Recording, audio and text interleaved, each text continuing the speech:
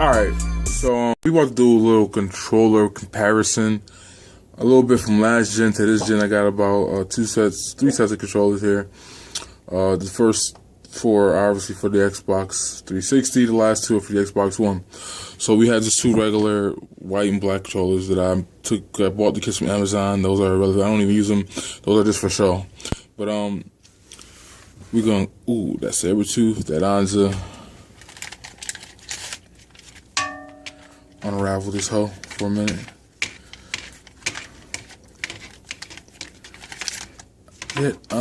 Anyways, so you got the gist of it. We know what this is. So basically, I'm just gonna go through how I feel. The new controllers, the old controllers. Start with the one. This is the day 1 edition. Boom. This is the day 10 edition. Nah, this is the people who didn't get the first day.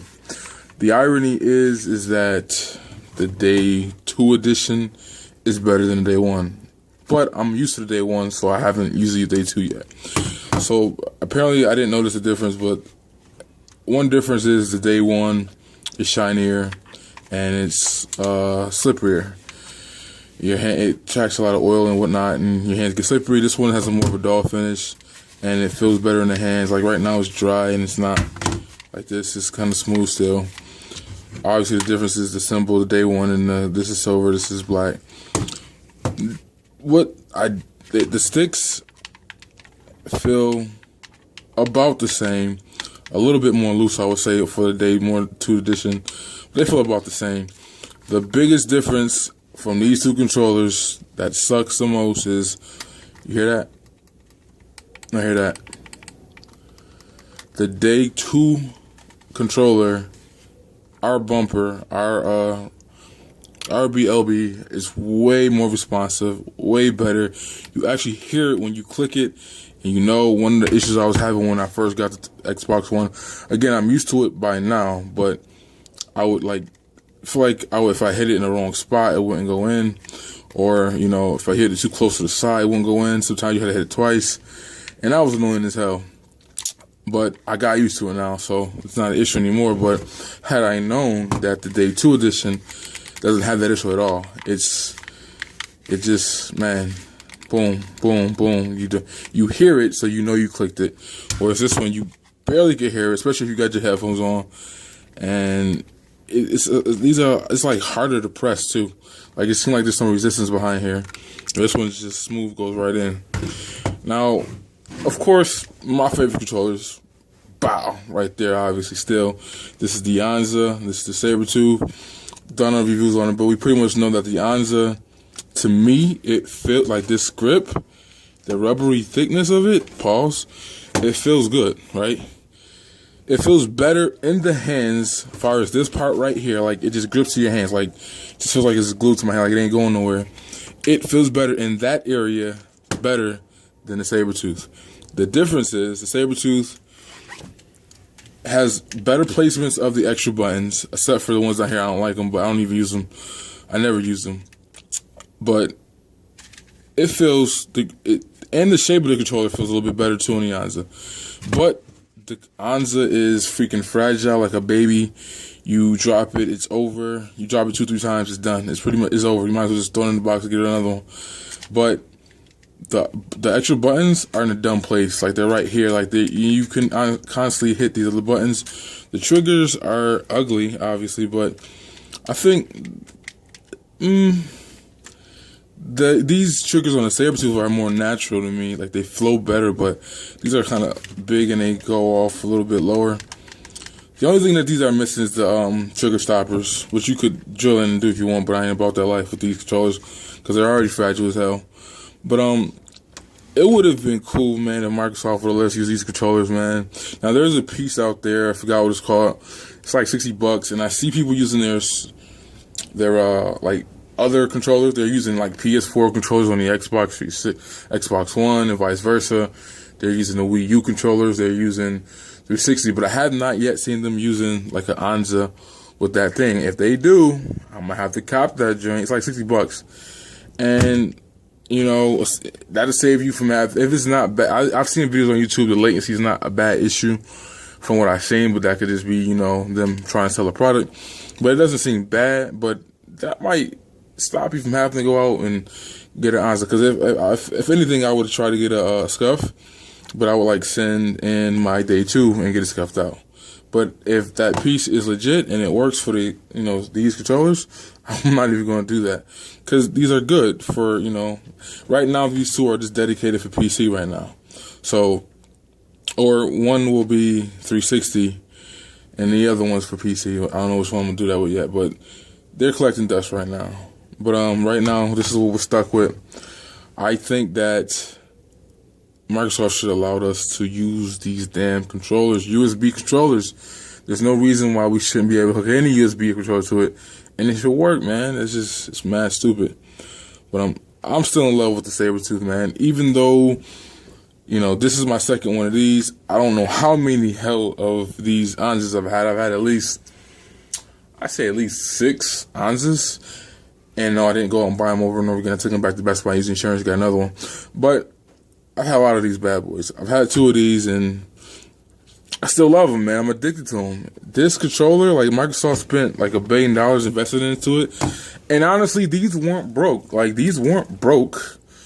They didn't have an issue. It's just, I thought these were kind of hard. And they break down pretty much after a while, like every controller does. But it's just like, once they break down, it's like, whatever, they, stuff starts to go, the charger plate kit starts to die out, like stuff like that. So, and it was wireless, and I wanted to go wired, so I went with these, the Anzas, the Razer controllers. To me, it's like wired is better. I prefer it. But Microsoft, man, you could have looked out for us, man. You could have hooked us up and let us use our damn controllers we spent $100 on, even the scuff controllers too. But they're going to rehash and redo all that and make more money off. Well, of course, Scuff is going to make more money, but they probably have to buy the rights again. So who knows what's going to happen with that.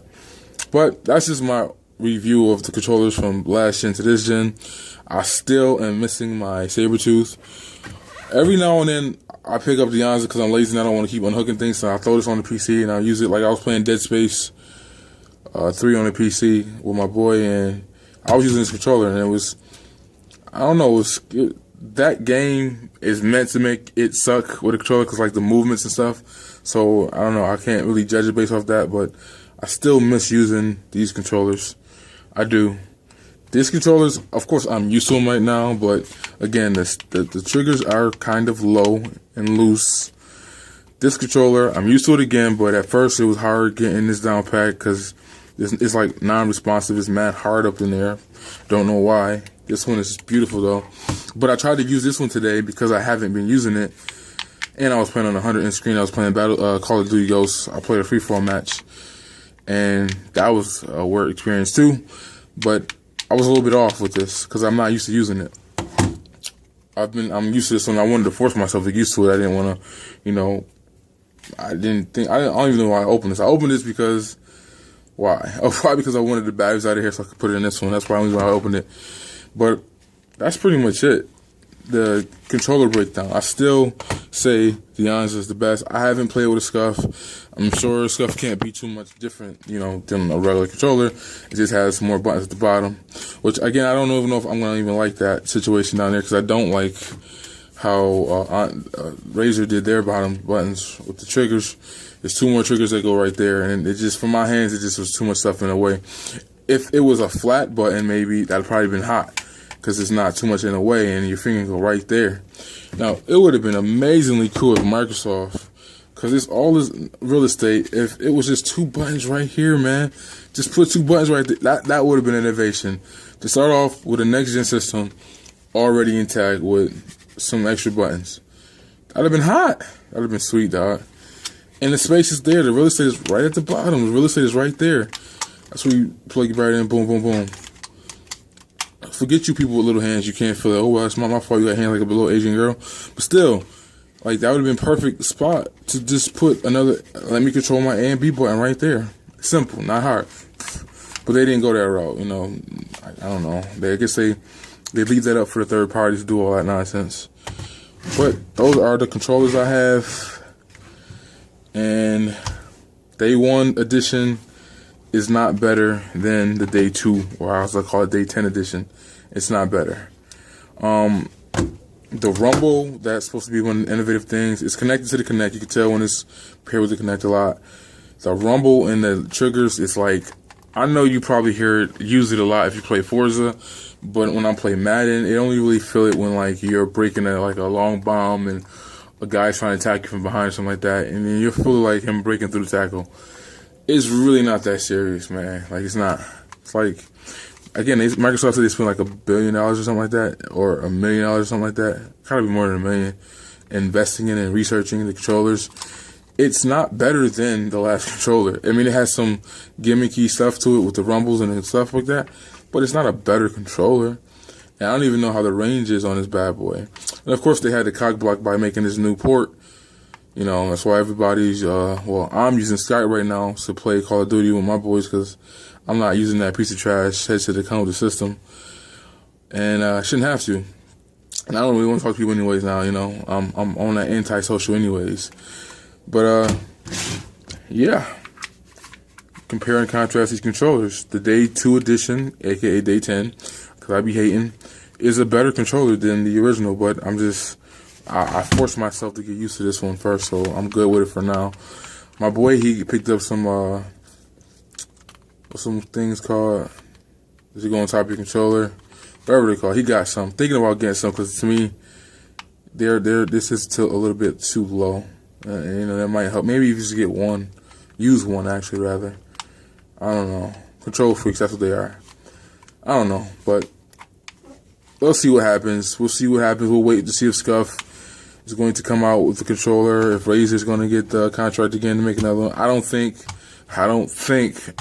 man, I don't think I could buy any more Razer products, though. I might be done. It's a wrap. This controller was like, what? It was $80,